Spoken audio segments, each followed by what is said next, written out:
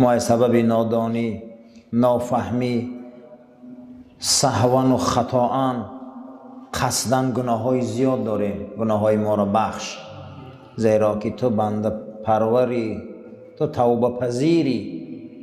تو خود وعده کردی که اگر شما گناه نکنی من مردمی را خلق میکنم که اونا گناه میکنن، من او را میبخشم.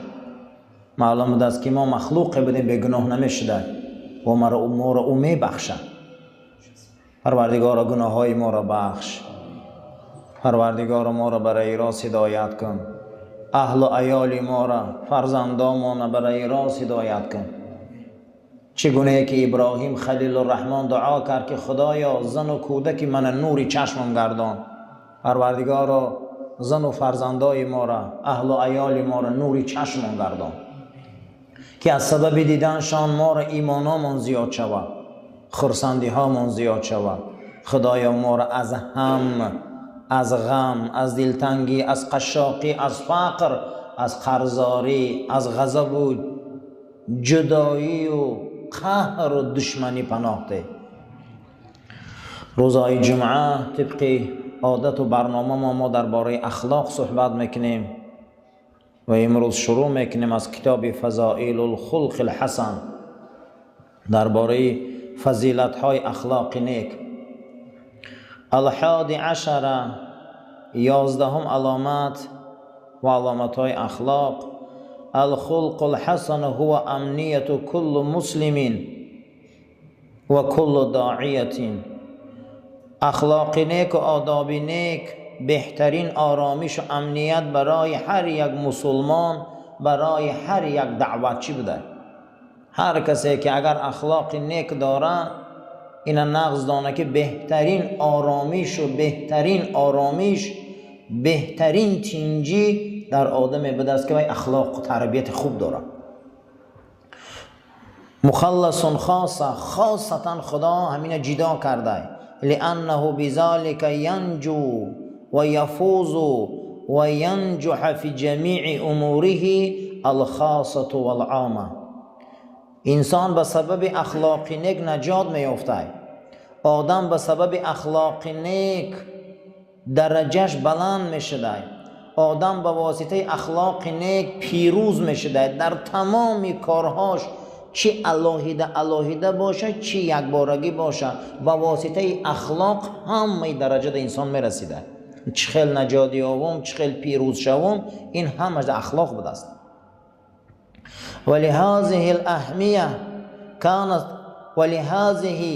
اهمیتی کان صلی الله علیه و سلم یدعو ربه ان یهدیه للخلق الحسن. از همین جهت اهمیت کلام داره که پادشاه دو دنیا، نجات دهنده دو دنیا، محبوب خدا حضرت محمد مصطفی صلی الله علیه و سلم دعا کرده بوده، پروردگار ده که خدایا من هدایت کن به اخلاق نیک.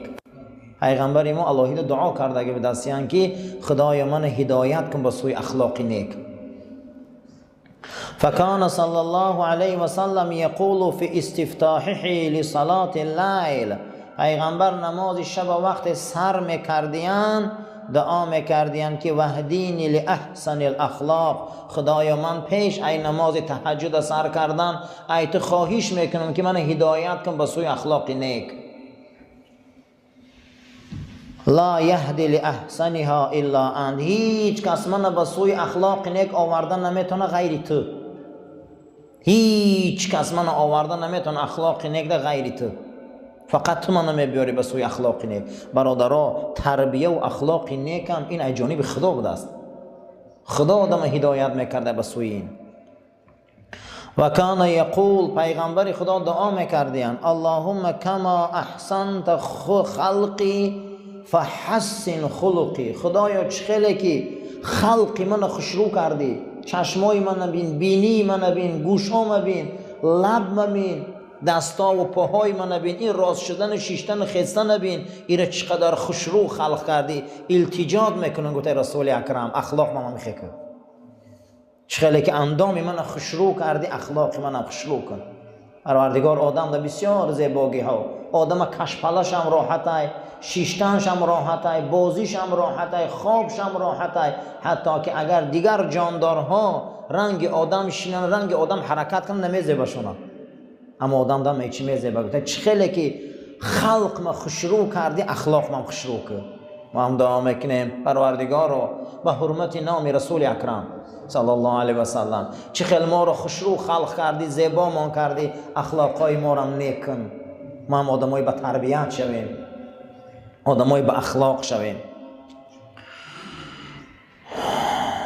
یخش اخلاق آدم ده نجات برده، یخش اخلاق آدمگه درجه برده، یخش اخلاق آدم ده الله ده علیگه اجر برده. پیغمبرمون صلی الله علیه و سلم تهجد وقتی که دعا قلادلار، دعاسی شو وهدینی لاحسن الاخلاق، پروردگارمز من اخلاق یخش اخلاق ده هدایت قل. پیغمبرمز دعا قلبتلار تهجد وقتی که پروردگارمز یا الله منی یخش اخلاق هدایت قل. هیچ کم ده قالگه کلمه یخش اخلاق هدایت قلگنگه، فقط سنه قالگه کلاد مینی قل. هیچ کم ده هدایت قلمایده یخش اخلاقه، فقط الله قلاده. هدایت هم الله دوی درگاهگه، الله دو علیگه هر آدم هدایت سوراده. پیغمبرمز اخلاق ده هم سورافته که منگه یخش اخلاق بر. باشقا دعاسی شو که پیغمبرمز صلی الله علیه و سلم ده که اللهم کما احسنت خلقی فحسن خلقی. پروردگارا یا الله من دعا قلمه meni shunaqa yaxshi xalq qilgansan, menga ko'z berding, menga og'iz berding, menga binni berding, menga bosh berding, menga quloq berding, menga qo'l oyoq berding, meni ahsan xalqimni mana ko'raman, juda ham hayron bo'laman, hammasini sen bergansan, menga ham shunaqa yaxshi axloq ber. Yaxshi axloq Allohda aliga. Zi xulqi xuyi xish, farqi sarkashon bishkast. ز خلق خوی خیش فرقی سرکشان بیشکست. خدا داده است آن شیرینی خوی محمد را. با واسطه اخلاق نیکش سری ابو جهل شکست، سری عاص بن وائل کعب بن اشرف شکست. با واسطه اخلاق نیکش هزارها جانورای وحشی را به اسلام آورد. با واسطه اخلاق نیکش دشمناش سرنگون کرد. خدا داده است آن شیرینی خوی محمد را. و اخلاق شیرینی او را خدا داده گه. همه محراب عالم شد بنا از طاق ابرویش. تمام اهل خیرد و اهل علم و زیبا و خوشرو را شما میبینه، همه این مگه با واسطه یک طاق ابروی او زیب و زینت ندارند در دنیا.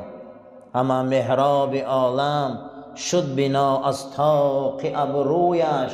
همه روی آوریده طاق ابروی محمد را. اما اخلاق تمیز میله میگه، اما اخلاق او دنیا را ظفر داد، دینش ظفر داد، آیینش ظفر داد. برای چی؟ برای که خدا دادش اخلاقه. دعا میکردیم. الثانی عشر، 12 علامت، الخلق الحسن یحبب المسلم الى الناس جمیعا. اخلاق نیک انسان در جامعه بشری محبوب میکرده. انسان چیکار میکرده؟ محبوب میکرده. حتی اعدائه، حتی دشمنات هم دوست نداشتیم. حتی که دوست نداشتن دشمنات. روز جناب پیغمبر پیش یهودیای خیبر میره برای کاره. وقتی که میره فلانی رو سوال میکنه که فلانی اسحاق 3 بار صدا میکنه.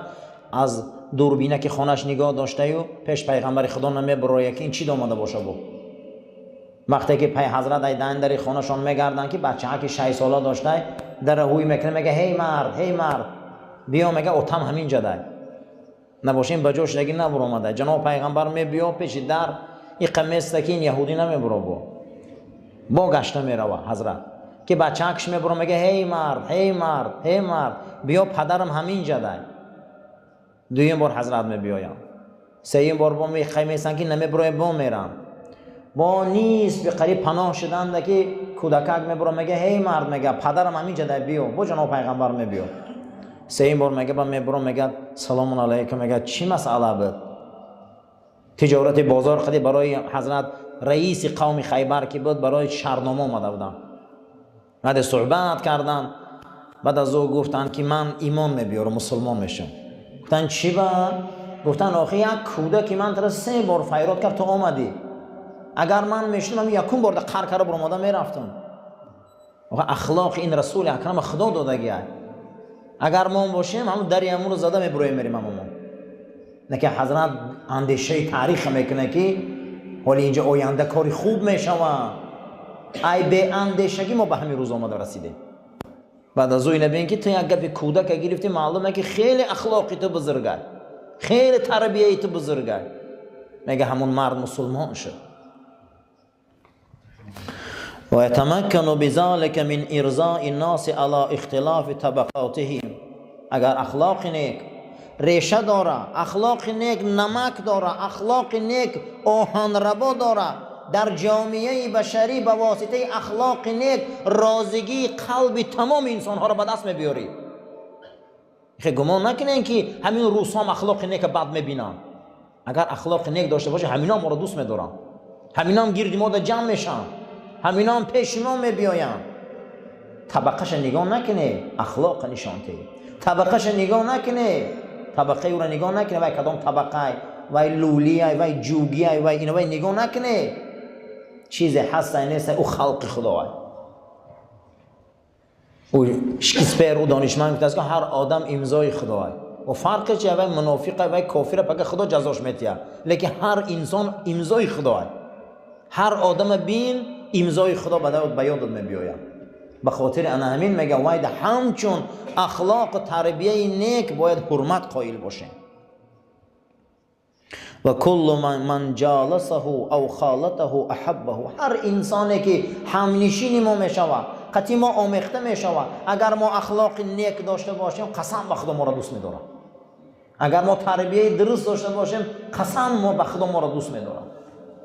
و بهذا يسأل على الداعية ادراك مطالبه السامية باذن الله تعالی. از همین جهت هر آدمایی که یک کس نصیحت میکنه، یک کس موعظه میکنه، ایران نغز دانین که همون وقت مطلب شما را گوش میکنن، همون وقت شما آبرو پیدا میکنه باذن الله، به اجازت خدا. شما ایران نغز دانین که برای خودتان سبوک گیره تربیت. چقدر تربیت زیاد آموزه.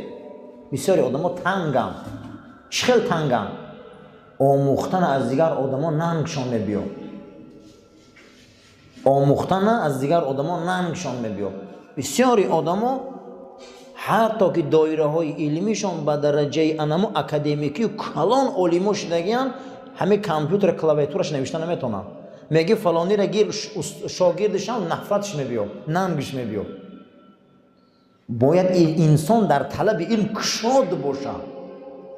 فرقش ممکن در علم تاریخ بزرگی، ممکن در علم جغرافیا بزرگی، ممکن در علم خودش بزرگی. ای هر آدم حیاتان نبراره. ای هر آدم چیزی که میدونه او را آموزه، اخلاق آموزه مردم.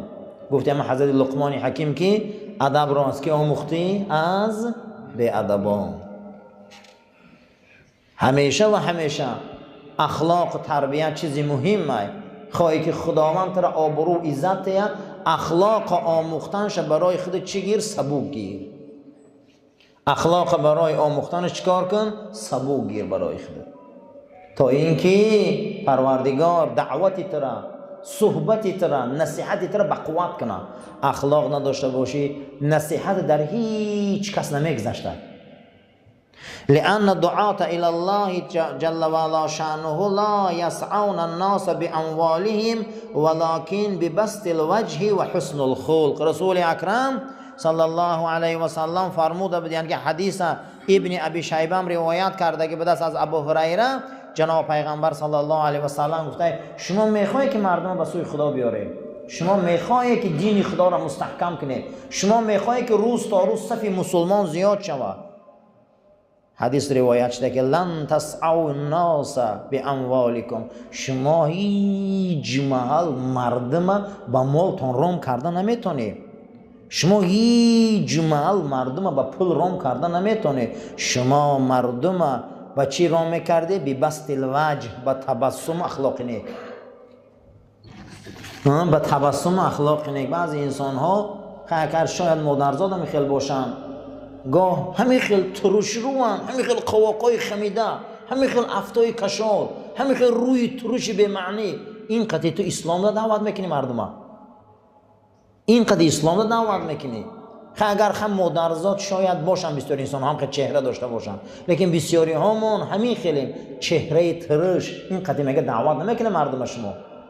باید انسان یا روی فراخ داشته باشه، یا دهن تبسم داشته باشه و حسن الخلق، اخلاق نیک. انمین سبب قطعی ما مردم رام کرده میتونستیم. انمین سبب قطعی ما مردم به سوی دین خدا آورده میتونستیم. پیغمبرمز صلی الله علیه و سلم، ابن ابی شیبه روایت قلفتلر، ابو هریره پیغمبرمز صلی الله علیه و سلم ده حدیث که روایت قلفتلر، پیغمبرمز ایتلر یا معشر القریش، اوی قریشلر، سلا bu dunyoga mardumlarni hech mahal mol bilan pul bilan Allohning yo'liga olib kelish juda ham qiyin. Nima narsa bilan Allohni rom qilasizlar? Nima narsa bilan Alloh bandani rom qilasizlar? Nima narsa bilan odamlarni rom qilasizlar? Bilasizlarmi? Pul bilan bilmaydi, mol bilan bilmaydi. Nima bilan biladi? Axloq bilan. Axloq bilan biladi, va nima? Yaxshi o'z bilan. Juda ham insonlar juda ham bu dunyoga ko'p, o'zi yomon, qovoqi ko'p. O'zini juda ham yomon qiladi. Kulish, tabassum qilish, ozgina xursand bo'lish bu payg'ambarimizning sunnati. Alloh kulgan vaqtiga, banda kulgan vaqtiga, tabassum qilgan vaqtiga, ozgina o'zi ochilgan vaqtiga insonlar bu sabab bilan Allohning yo'liga keladilar. Ikkinchi nima? Yaxshi axloq. Yaxshi axloq, yaxshi axloq bizlarga juda ham kerak. Yaxshi axloq odamlarni yig'adi, odamlarga ittihod beradi, odamlarni Allohning yo'liga olib keladi. Ammo yomon axloq nima qiladi? Hamma qochib ketadi. Barodaro, axloq nek insonlar ro ba suy ittihod mebiyorad, ba suy dini Xudo mebiyorad. Axloq ibad odamlar ro hayf mikune. Alomati 13 من لم يتخلق بخلق الحسن من المسلمين ينفر الناس من دعوته. 13 علامت همین بود است که هر کسی که اخلاق نیک قطعی اگر خوش آب و تاب نده در بین مسلمان ها از این آدم نفرت دارن. دعوت این هیچ کس قبول نمیکنه. دعوت این هیچ کس قبول نمیکنه. برای همین همیشه اخلاق نیک گرفتن در کاره. اخلاق بسیار بلند گرفتن در کاره.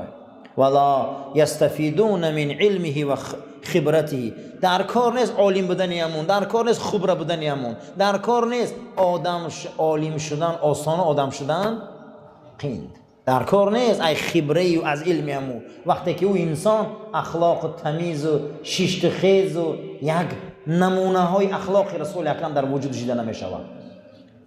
لأن من طبائع الناس أنهم لا يقبلون ممن يستطيل عليهم أو يبدو منه احتقارهم. زیرا اینکه طبیعت مردم همینه که هیچ کس بردوام قبولش نمیکنن. هر کسی را که او با چشم حقارت خلق خدا را نگاه میکنن.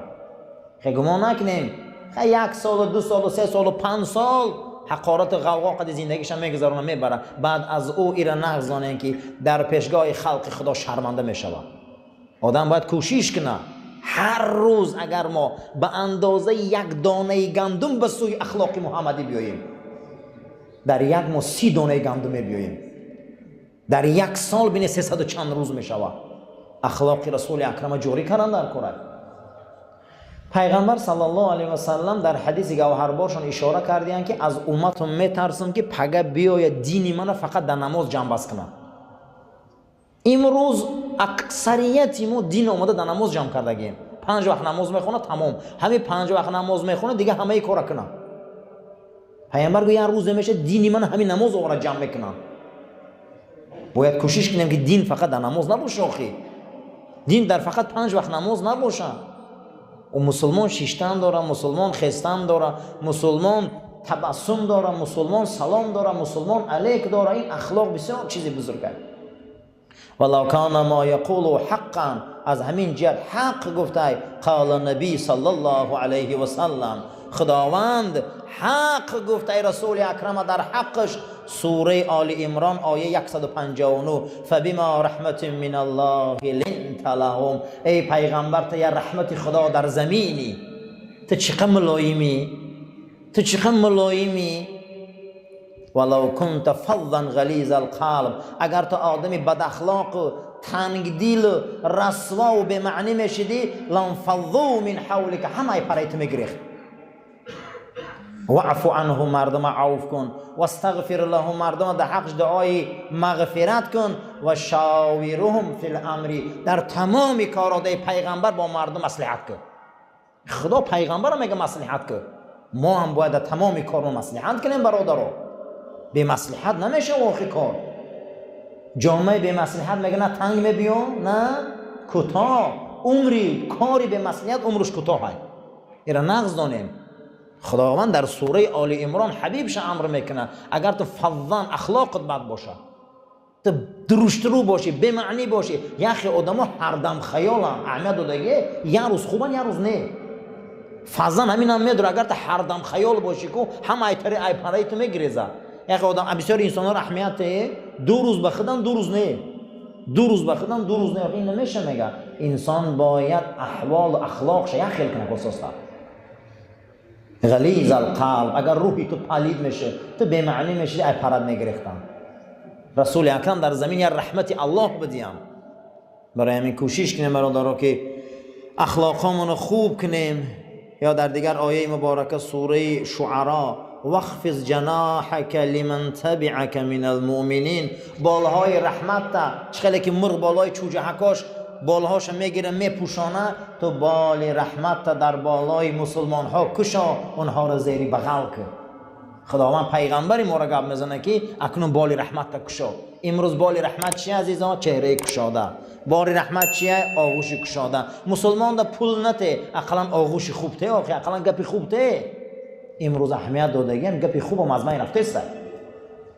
خدایا ما را به سوی اخلاق محمدی بیار، ما را از آفت بلا کلفتان نگهبان باش، عاقبت کار ما را به خیر، ایمان ما را به سلامت گردان. آمین یا رب العالمین. صفاتان راست گیره، تلفناتان خاموش